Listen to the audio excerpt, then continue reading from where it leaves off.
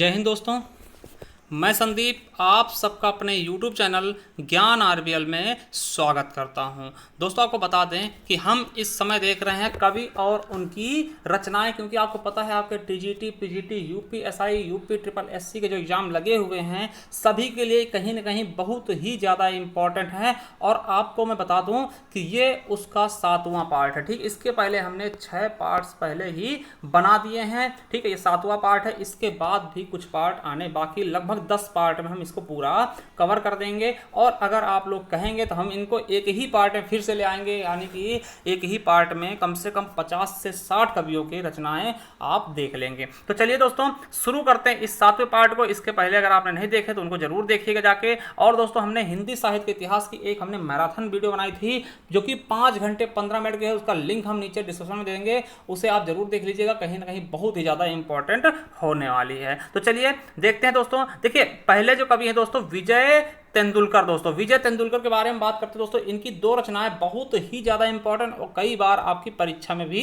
देखी गई हैं। कौन सा है तो घासीराम कोतवाल।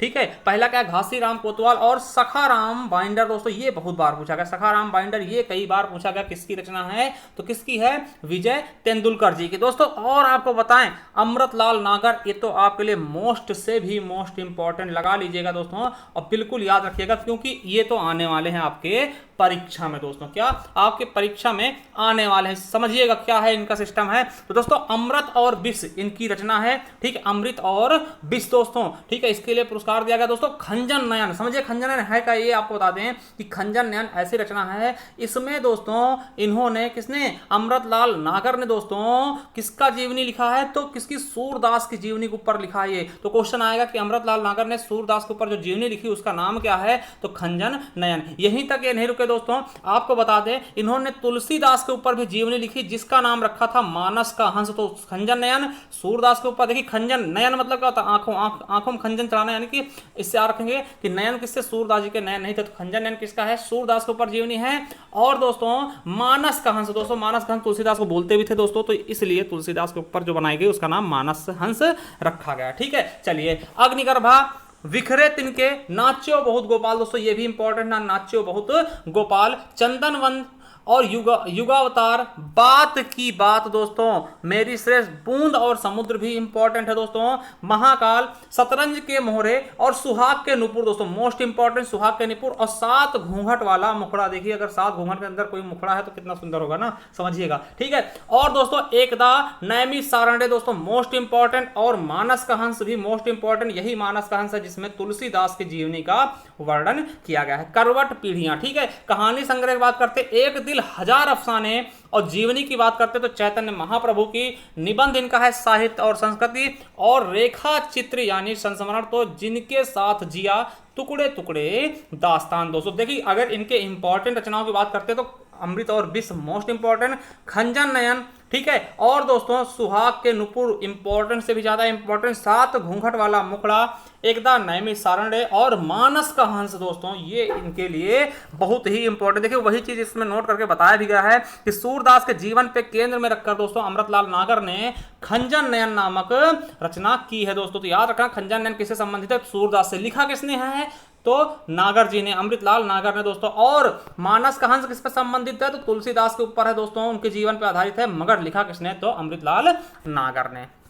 चलिए गजानन माधव मुक्तिबोध दोस्तों बहुत ही ज्यादा इंपॉर्टेंट दोस्तों, चांद का मुंह टोड़ा टेढ़ा। दोस्तों चांद का मुंह टेढ़ा है दोस्तों, मोस्ट से भी मोस्ट इंपॉर्टेंट, इसको तो आप एकदम अच्छे से लगा लीजिएगा, मोस्ट इंपॉर्टेंट। ठीक है, अंधेरे में भूरी भूरी खाक धूल। दोस्तों ये भी इंपॉर्टेंट है। उपन्यास की बात करते हैं मुक्तिबोध जी की, तो सतह में से उठता आदमी, विपात्र काठ का सपना। निबंध की बात करेंगे तो नए साहित्य और सौंदर्य शास्त्र, भारत इतिहास और संस्कृति, और एक साहित्य की डायरी, कामायनी, एक पुनर्विचार, नई कविता का आत्मसंघर्ष मेरे दोस्तों। ठीक है, तो ये याद कर लेंगे। ठीक है, तो जिनमें से चांद का मुंह टेढ़ा और जो भूरी भूरी खाक धूल, ये बहुत ही ज्यादा इंपॉर्टेंट इनकी रचनाओं में है दोस्तों। अगला है गिरिजा कुमार माथुर मेरे दोस्तों, बहुत ही इंपॉर्टेंट है, इनके बारे में याद रखें। गिरिजा कुमार माथुर, इन्हें दोस्तों इंद्रिय बोध का कवि भी कहते हैं, क्या बोलते हैं, इंद्रिय बोध का कवि भी कहते हैं और इंद्रियता के कवि कहे जाते हैं दोस्तों, इनका उपनेम है। तो ये आप लोगों के लिए मोस्ट इंपॉर्टेंट होगा।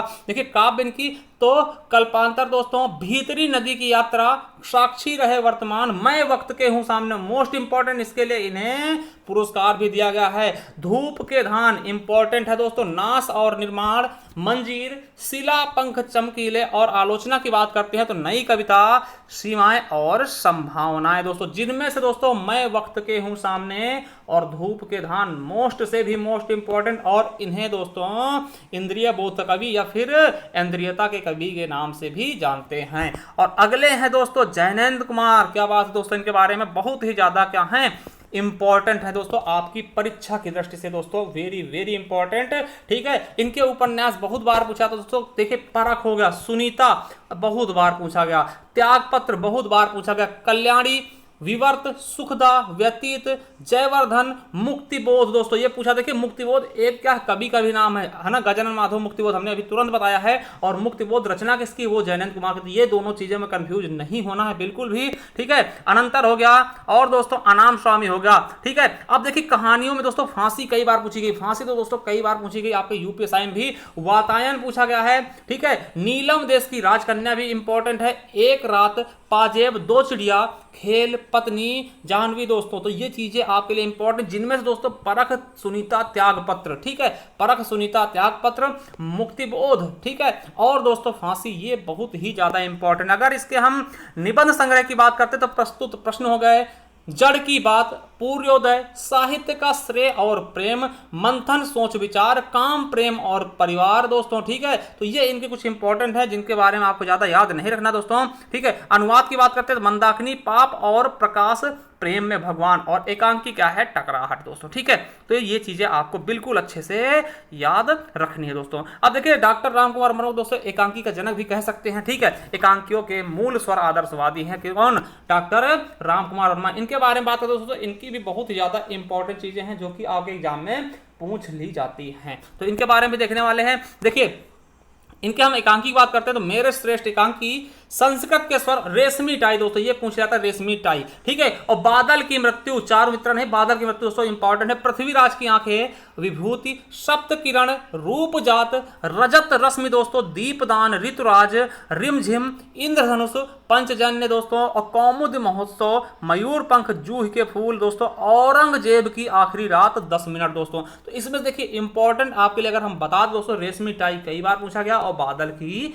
मृत्यु दोस्तों। ठीक है, तो ये इंपॉर्टेंट दोस्तों, इन्हें एकांकी के जनक भी कह देते हैं। ठीक है, विष्णु प्रभाकर, वाह दोस्तों ये तो बहुत ही ज्यादा इंपॉर्टेंट, इन्हें तो दोस्तों कई सारे पुरस्कार भी दिए गए हैं। तो विष्णु प्रभाकर की सबसे इंपॉर्टेंट उपन्यास दोस्तों आपको बता दें, आवारा मसीहा। क्या, आवारा मसीहा मोस्ट से भी मोस्ट इंपॉर्टेंट, याद रख लेंगे। ठीक, आखिर क्यों, अमर शहीद भगत सिंह, मेरा वतन, एक और कुंती, कोई तो, अर्धनारीश्वर भी इंपॉर्टेंट दोस्तों। अगर बात करते हैं कहानी संग्रह की तो धरती अब भी घूम रही है, क्या, धरती अब भी घूम रही है, खिलौने, जिंदगी एक रिहर्सल, तपोवन की कहानियां, और एकांकी की बात करते हैं पाप का घड़ा, घमंड का फल, हीरे की पहचान, मोतियों की खेत, मेरे श्रेष्ठ एकांकी, प्रकाश और परछाई, ये थोड़ा सा इंपॉर्टेंट है, इंसान, 12 एकांकी, क्या वह दोषी था, 10 बजे रात, ऊंचा पर्वत गहरा सागर, ये रेखाएं ये दायरे दोस्तों। और अगर रेखा चित्र की बात करते, मेरे अग्रज मेरे मीत, जीवनी, हंसते निर्झर दहकती भट्टी दोस्तों। ठीक है,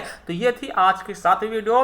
8वीं वीडियो में लेके आए दोस्तों। उसके पहले बता दें कि अगर आपको हिंदी साहित्य दोस्तों, TGT, PGT, NET, JRF, UPSI, लेखपाल, UP triple SC, CTET, TET, UP TET, किसी भी एग्जाम के लिए दोस्तों अगर आपको चाहिए दोस्तों हिंदी की ये ई बुक है दोस्तों, 50 रुपये में आपको मिल जाएगी। ये पीडीएफ के रूप में मिलेगी दोस्तों, 50 रुपये की दोस्तों। इसमें बहुत अच्छे से हमने समझाया दोस्तों। इसका लिंक भी हम नीचे देंगे, आप जा सकते हैं दोस्तों। ठीक है, ये 50 रुपये आपको मिल जाएगी। इसमें आपको सब कुछ मिलेगा दोस्तों। ठीक है, आपको सब कुछ मिल जाएगा। वर्णमाला, विकारी शब्द, विकारी के अंदर संज्ञा, सर्वनाम, क्रिया, विशेषण, फिर अविकारी में समुच्चय बोधक, संबंध बोधक, विश्वास बोधक, जो भी है दोस्तों सब कुछ मिल जाएगा। वाक्य, लिंग, वचन कारक, बात जो भी है, समास, संधि, ठीक सब कुछ मिल जाएगा दोस्तों। ये आपको मिलेगा 50 रुपये में। आप इस पर हमारे ये जो व्हाट्सअप नंबर दोस्तों 7905419251, इसी नंबर पे आप क्या कर सकते हैं, हमें पेमेंट कर सकते हैं 50 रुपये, गूगल पे, फोन पे या फिर पेटीएम के द्वारा, और स्क्रीनशॉट भेज करके हमसे ये PDF प्राप्त कर सकते हैं। इसके अलावा दोस्तों हिंदी साहित्य की भी है, वो भी 50 रुपये की, अगर आप TGT PGT के लिए तैयारी कर रहे हैं तो बहुत ज़्यादा इंपॉर्टेंट वो रोल निभा सकती है। तो चलिए दोस्तों, थैंक यू, मिलते हैं नेक्स्ट वीडियो में, तब तक के लिए चैनल सब्सक्राइब कर लें। और दोस्तों हमारी जो टॉप 20 क्वेश्चन की सीरीज है दोस्तों हिंदी साहित्य इतिहास की, उसे भी देखना मत भूलिएगा, ठीक है। तो हम उसको भी लेकर के आते रहते हैं। तो चलिए थैंक यू, धन्यवाद, मिलते हैं अगले वीडियो में।